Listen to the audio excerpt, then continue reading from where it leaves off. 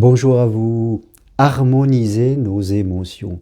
Voilà une chose très importante parce que quand on parle de confiance, quand on parle de paix, de sérénité, d'amour, d'abondance, de bien-être ou de mal-être, tout cela, ce sont des émotions. La confiance en soi est un sentiment, ce n'est pas une explication.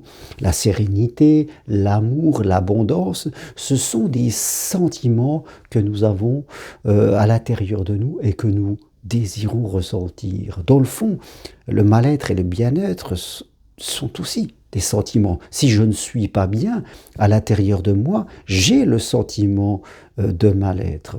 Et bien sûr, nous voulons tous éviter les émotions provoquées par notre ego, comme on dit, notre moi faible, c'est-à-dire le stress, l'angoisse, la peur, la culpabilité, la colère. Voilà toutes ces émotions que nous ne voulons plus ressentir parce que, eh bien, elles réduisent notre espérance de vie, elles affaiblissent notre système immunitaire et elles nous font vivre une vie basée sur les limitations et le repli sur soi et la méfiance envers les autres. Et de cette vie-là, nous n'en voulons pas. Parce que ce n'est pas la vie, c'est une petite mort préalable à la vraie mort, je dirais.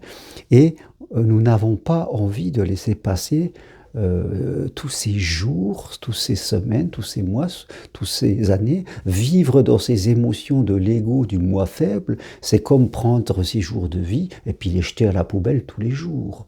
Ça serait complètement ridicule, nous ne voulons pas ça. Maintenant, nos émotions proviennent de ce que l'on appelle notre inconscient, c'est-à-dire notre mémoire profonde, tout ce que nous avons enregistré dans notre vie. Et nous ne l'avons pas choisi. Notre inconscient, qui est notre mémoire profonde et qui va nous communiquer avec nous au travers de ces émotions, eh bien notre inconscient contient toutes nos croyances, bonnes ou pas bonnes, et toutes ces croyances qui se sont construites en nous, croyances basées sur l'estime de moi, sur la confiance en moi, sur la relation que j'ai aux autres, sur ce qui est bien ou ce qui est mal, eh bien toutes ces croyances qui sont dans mon inconscient vont guider mes yeux, vont guider mes oreilles, vont me pousser dans une direction ou vont me ralentir dans une autre. Je suis piloté par mes émotions qui sont dans mon inconscient, c'est-à-dire tout ce que j'ai enregistré malgré moi durant ma petite enfance, durant mon adolescence, durant mon entrée dans l'âge adulte et mes expériences, et aussi en temps réel aujourd'hui, tout ce que je me raconte, moi, je ne fais que soit continuer à programmer mon inconscient avec des choses négatives, soit le programmer avec des choses positives. Donc, si je veux évoluer et être mieux dans mes émotions, c'est-à-dire aller vers la paix, ressentir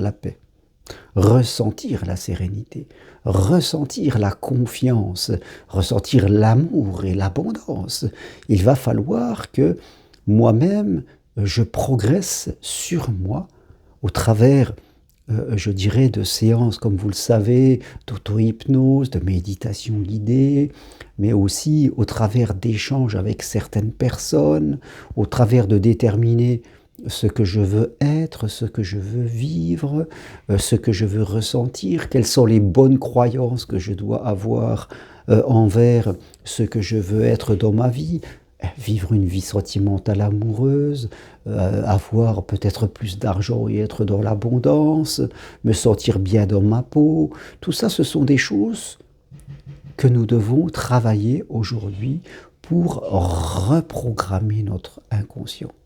Et bien sûr, les gens qui viennent par exemple marcher avec moi sur le chemin de Compostelle, c'est-à-dire vivre une marche d'évolution comme je le propose chaque année sur le chemin de Compostelle, ils viennent pour reprogrammer leur inconscient. Il faut, parce que quelquefois, pour reprogrammer notre inconscient et pour être en paix avec ses émotions, et avoir les émotions que nous avons choisies, eh bien, nous avons besoin de sortir de notre environnement, de sortir de nos habitudes et de vivre une expérience concrète. Certes, nous pouvons faire un peu d'auto-hypnose, de méditation chez nous, mais il y a souvent de grandes résistances à l'intérieur de nous. Eh bien, vivre une expérience est un accélérateur. Nous devons nous donner la permission de vivre une expérience comme le chemin de Compostelle, par exemple, parce que ça sera un accélérateur pour être différent en moi. Quand on vit quelque chose, c'est pas faire de l'intellectuel, c'est pas lire un livre de développement personnel, c'est pas rester chez soi sur son canapé et dire je vais méditer tous les jours. Vivre quelque chose dans sa chair, je dirais une expérience, c'est vraiment quelque chose qui va vraiment changer vos fondements, parce que là, vous serez dans le concret. La foi, comme on dit, eh bien, c'est de la spiritualité, c'est de l'action. La spiritualité, c'est de la foi en action. On y va, on ne reste pas, parce que finalement, on va donner de mauvaises informations à notre inconscient. On va se tromper.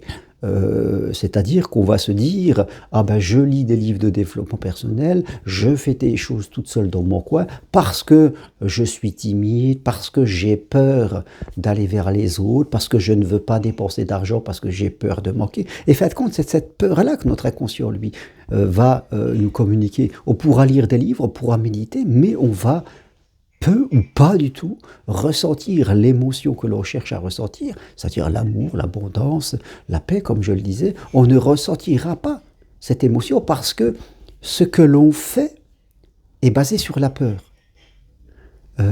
Alors que si je décide de vivre une expérience qui est différente de mes habitudes, c'est parce que j'ai confiance. J'ai confiance. Certes, je peux avoir un peu le trac d'aller vers quelque chose d'inconnu, mais je sais que, au fond de moi, je sais que c'est juste. Au fond de moi, je sais que c'est par là qu'il faut que j'aille, que c'est le juste chemin, et que rester dans ma zone de confort, dans mes habitudes, de faire mes petits trucs toute seule chez moi, je sens que ce n'est pas juste de faire ça. Je le sens à l'intérieur de moi. Que c'est bien de faire ça, c'est très bien, mais ça ne suffit pas. Je reste dans mon confort à faire des choses que je n'ai déjà fait par le passé. Donc, aujourd'hui, je crois qu'on doit tous se fixer l'objectif, si on veut être mieux, d'être en paix avec nos émotions, et surtout de ressentir les émotions que nous choisissons. Mais pour cela, il va nous falloir reprogrammer notre inconscient, parce que c'est lui, notre inconscient, le grand chef de nos émotions. Souvent, on ne choisit pas ces émotions, elles sont là, elles s'imposent à nous. Et si nous avons des émotions négatives, c'est que dans notre inconscient, il y a du négatif. Ça ne sert à rien de vouloir changer l'extérieur. Il y a beaucoup de gens que j'accompagne en amour. Eh bien, ils sont dans des peurs, ils sont dans des projections. Et ils passent d'histoire en histoire et ils revivent constamment des échecs à peu près semblables en disant toujours c'est l'extérieur. Non. Si on revit toujours plus ou moins les mêmes choses, c'est parce qu'on n'a pas fait le travail à l'intérieur de soi.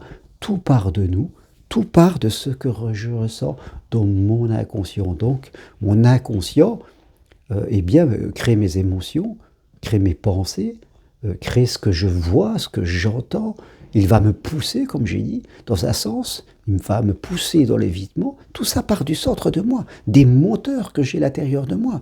Et si ces moteurs sont poussés par des croyances limitantes, forcément, je serai poussé à éviter, je serai poussé à m'empêcher de vivre, à auto-saboter le moindre de mes projets.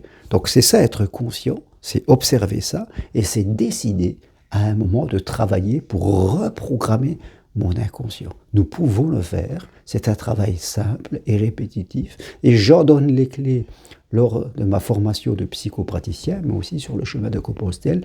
Nous pouvons tous nous reprogrammer, reprogrammer notre inconscient, reprogrammer ce qu'il y a été placé dans notre mémoire et que nous n'avons pas choisi. C'est ça un peu, quand je dis il faut renaître, nous avons tous cette seconde naissance à faire. Eh bien, cette seconde naissance, c'est reprogrammer son inconscient en fonction de ce que nous voulons être et de ce que nous voulons vivre là, aujourd'hui, actuellement et dans les années qui sont devant nous. C'est là une question la plus importante. Voilà ce que je voulais partager avec vous. Si vous voulez aller plus loin, prenez rendez-vous avec moi. Comme je le dis, c'est possible à distance de chez vous. Suivez ma formation individuelle et personnalisée pour devenir psychopraticien en thérapie brève. Et venez marcher sur le chemin de Compostelle, participer à une de mes 3 marches d'évolution sur le Compostelle, fin mai, début juin, fin juillet la marche d'été et fin septembre. En mai, nous allons vers Conques, c'est magnifique. En juin, l'été, juillet, c'est Rocamadour. Et septembre, ça sera une marche dans l'Aubrac, vraiment au contact de la nature la plus sauvage de notre pays, mais surtout la plus magnifique, se reconnecter à la nature. Merci à vous, à bientôt, au revoir.